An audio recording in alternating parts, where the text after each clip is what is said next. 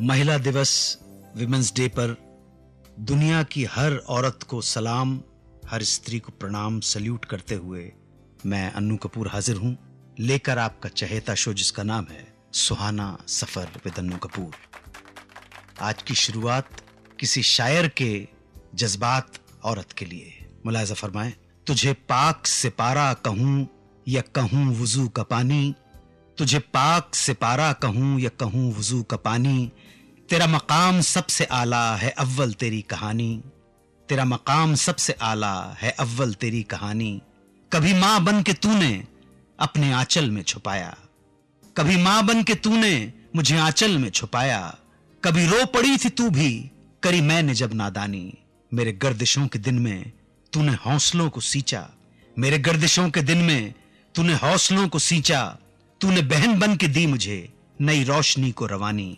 मैं जब भी तन्हा तूने मुझको गले लगाकर, मैं जब भी तन्हा तूने मुझको गले लगाकर, माशूका बन के मेरी करी जिंदगी रुमानी। बिखेरी आंगन में खुशियां बनी ज़ईफी का सहारा, बिखेरी आंगन में खुशियां बनी ज़ईफी का सहारा, आई बन के मेरी बेटी जैसे खुदा की मेहरबानी। ऐ औरत तू मेरे लिए क्या है मैं कैसे बयां करूं, तू उन आयतों सी है जो खुदा से जोड़े रिश्ता एक रूहानी। ये जज्बात हैं मेरे। इस कार्यक्रम के माध्यम से मैं आज इस एपिसोड में केवल महिलाओं की बात करूंगा, महिलाओं को सलाम करेंगे।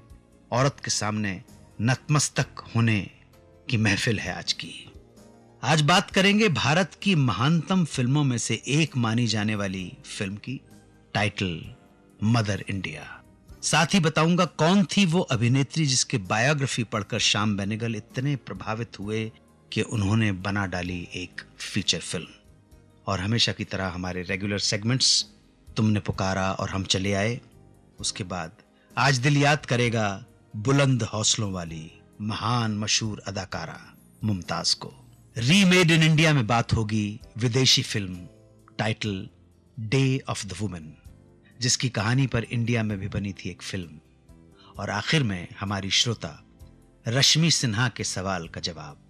आज विमेंस डे स्पेशल लेकर आपके सामने हाजिर हूं इस प्रोग्राम में जिसका नाम है सुहाना सफर विद अन्नू कपूर। चलिए शुरू करते हैं आज की महफिल, आज का शो, आज का प्रोग्राम।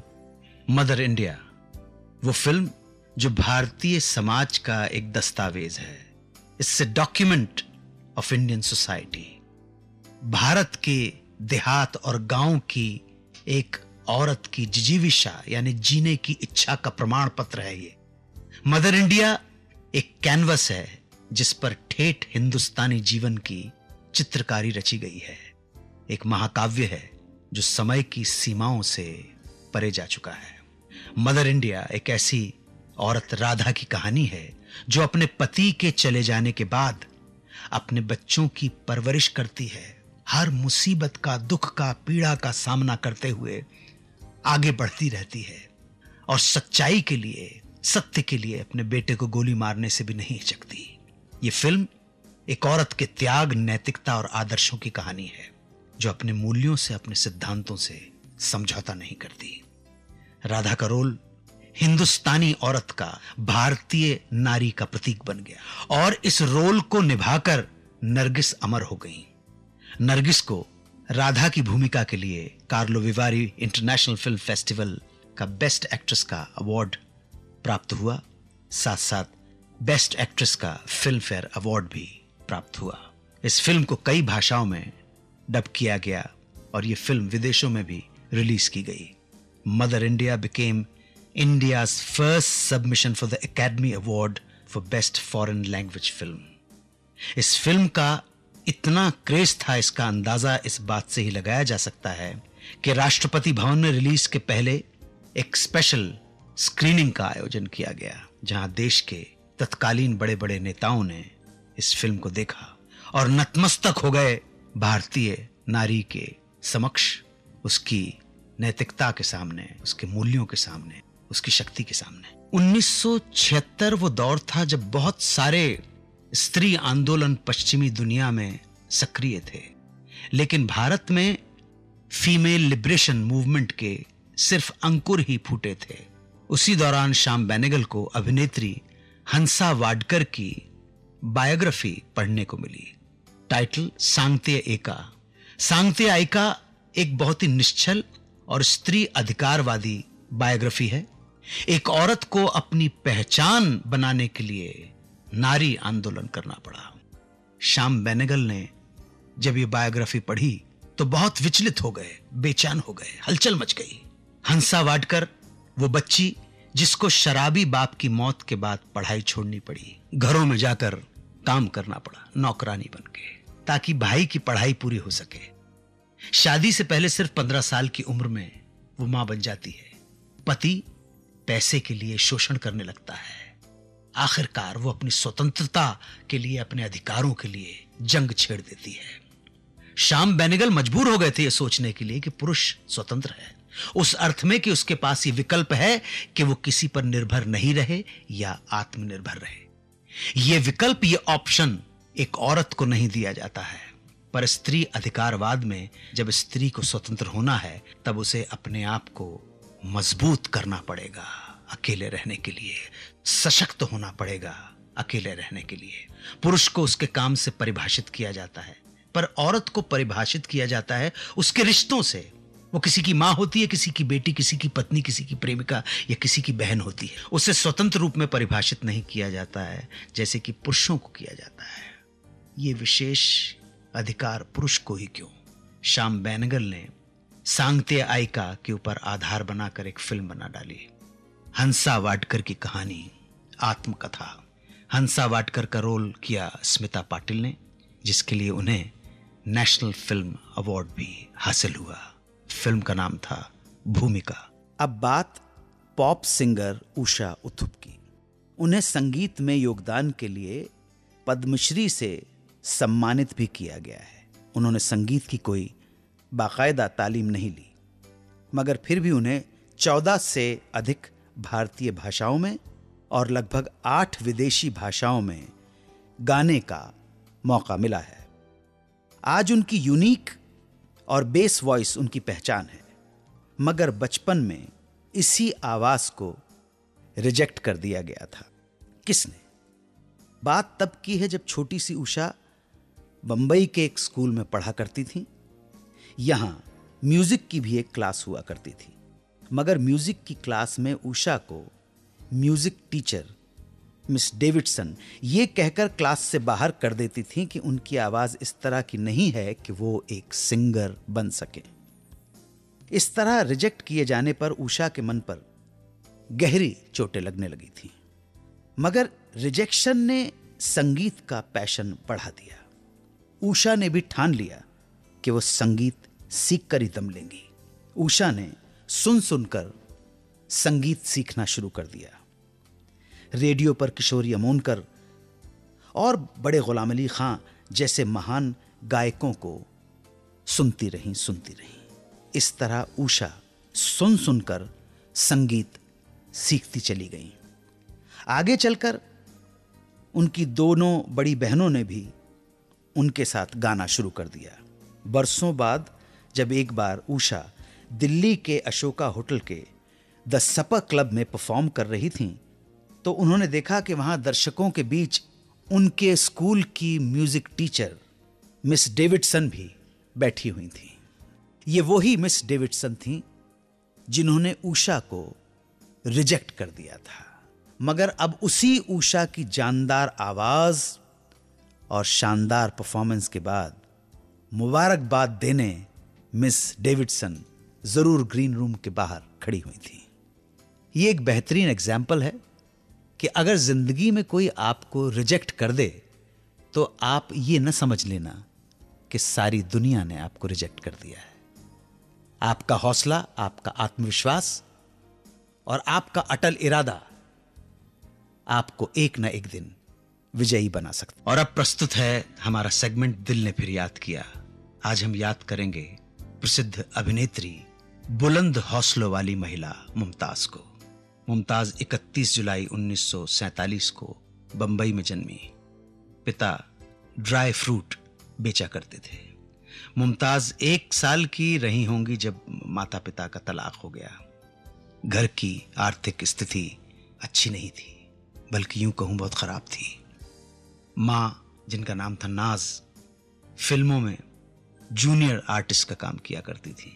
5 साल की उम्र में मुमताज को स्कूल जाने के बदले फिल्मों में काम करना पड़ा। वो पहली बार पर्दे पर दिखी थी उस फिल्म में जिसका नाम है संस्कार। कुछ सालों बाद मुमताज की मां भी चली गई दुनिया छोड़कर, और अब घर चलाने की सारी जिम्मेदारी आन पड़ी मुमताज और उनकी बहन मलिका पर। बस एक ही लगन थी, कहीं भी कैसे भी काम मिल जाए, पैसा मिल जाए। काम की तलाश में मुमताज रोजाना एक स्टूडियो से दूसरे स्टूडियो, दूसरे से तीसरे स्टूडियो भटकती रहती, गिड़गिड़ाती रहती एक छोटे रोल के लिए, लेकिन जवाब मिलता काम नहीं है, या फिर उपहास, तिरस्कार। कुछ ने तो यहां तक भी कह दिया कि आईने में शक्ल देखिए, पकौड़े जैसी नाक है। ये कठोर बातें दिल को छलनी तो कर जाती थी, लेकिन इस वीरांगना का हौसला नहीं गया, हिम्मत नहीं हारी उसने। भाग्य ने साथ दिया, मुमताज को जूनियर आर्टिस्ट का काम मिलने लगा। 6-7 फिल्मों में as a junior artist extra काम किया। फिर उन्हें बी ग्रेड की फिल्मों में काम मिलने लगा। मेहनती बहुत थी मुमताज, हौसला बुलंद था। देखते ही देखते बी ग्रेड फिल्मों में वो कामयाबी की सीढ़ियां चढ़ती चली गईं और बन गईं एक बड़ी स्टार। इधर ए ग्रेड की फिल्मों में भी उन्हें छोटे रोल मिलने लगे। फिर आई मेरे सनम, जिसमें मुमताज ने वैम्प का रोल किया। खूब तारीफ हुई, एक के बाद एक बड़े स्टारों के साथ बड़ी फिल्में मिलने लगी।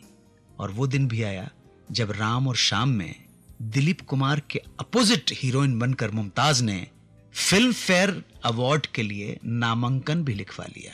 उसके बाद तो मुमताज धीरे धीरे सफलता की सीढ़ियां चढ़ते हुए एक कामयाब स्टार बन गई, बेहतरीन हीरोइन। ऐसा भी वक्त आया जब उस दौर के नामी सितारे जो कभी मुमताज का नाम सुनकर नाक भौं सिकोड़ते थे, वही मुमताज के साथ काम करने के लिए बेताब रहने लगे।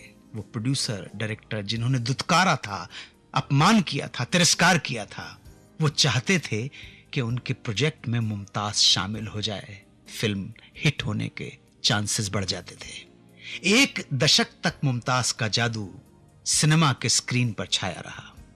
1974 में मुमताज ने बिजनेसमैन मयूर माधवानी से शादी कर ली और हिंदुस्तान छोड़कर चली गई। 2 बच्चियां हुई, लेकिन मुमताज की जिंदगी में एक और मुश्किल घड़ी आ गई। उन्हें कैंसर हो गया था। हौसला जा सकता था, नाउम्मीदी का दामन थाम लेता है आदमी मुश्किलात में, और खासकर कैंसर जब हो जाता है। लेकिन मुमताज ने हिम्मत नहीं हारी। उन्होंने फैसला कर लिया कि जैसे बचपन से हर मुश्किल से लड़ते हुए जीत हासिल करती आई हैं, वैसे ही वो कैंसर को भी हरा देंगी। मुमताज का इलाज शुरू हुआ। रेडिएशन और केमोथेरेपी के दुष्परिणाम ये हुए कि मुमताज के पूरे मुंह में छाले हो गए, सिर के बाल गिरने लगे, हालत बदतर होती चली गई। लेकिन मुमताज बिल्कुल हताश नहीं हुई। मुमताज अपने स्टारडम की चिंता किए बगैर सर पर स्कार्फ बांधकर घूमने लगी थी। आखिरकार मुमताज की जीत हुई, जिंदगी जीत गई। वो एक नई जिंदगी पाने में कामयाब हो गई, जो एक मिसाल है। आज भी जब कैंसर के मरीजों को सकारात्मक सोच की बात समझानी होती है, तो कभी कभी डॉक्टर्स मुमताज की दरिया दिली और हौसलों की मिसाल देते हैं। आज मुमताज स्वस्थ हैं, खुश हैं और सुखी जीवन जी रही हैं। विमेंस डे के मौके पर इस बुलंद हौसले वाली हीरोइन को हमारे सलाम, शुभकामनाएं, प्रणाम। और अब बात रीमेड इन इंडिया। 1978 में आई एक विदेशी फिल्म जिसे डायरेक्ट किया था मेयर जार्की ने, starring Camille Keaton, Eron Tabor and Richard Pace. Film का title day of the woman. इस फिल्म की कहानी का मुख्य पात्र एक नायिका है, एक औरत है जो एक राइटर है, नाम है जेनिफर। एक नया नॉवेल लिख रही है वो।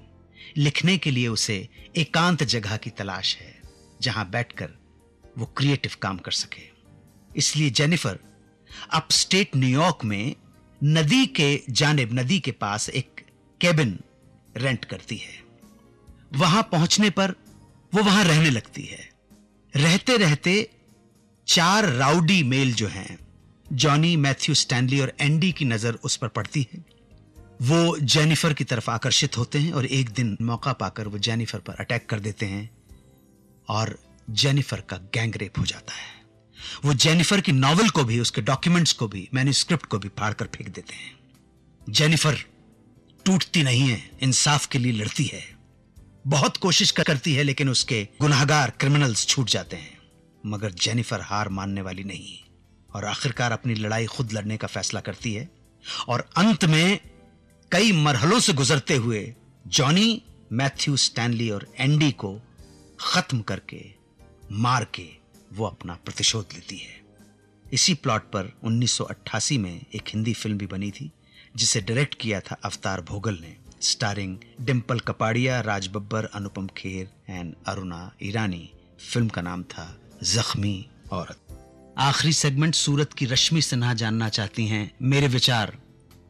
लिखती हैं, few lines Anu ji from your side for the most important female in your life, some share some personal anecdotes.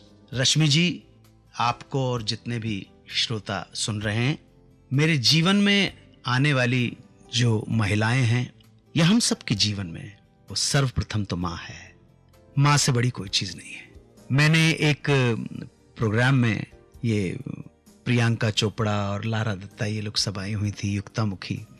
सो मैंने ये कहा था कि भारत माता की ये वर्तमान की पुत्रियां भविष्य की संभावित माताएं हैं और मेरी संस्कृति और मेरे संस्कारों ने सिखाया है कि माता केवल पूजनीय होती है, इसलिए आप सभी के चरण स्पर्श करता हूं मैं।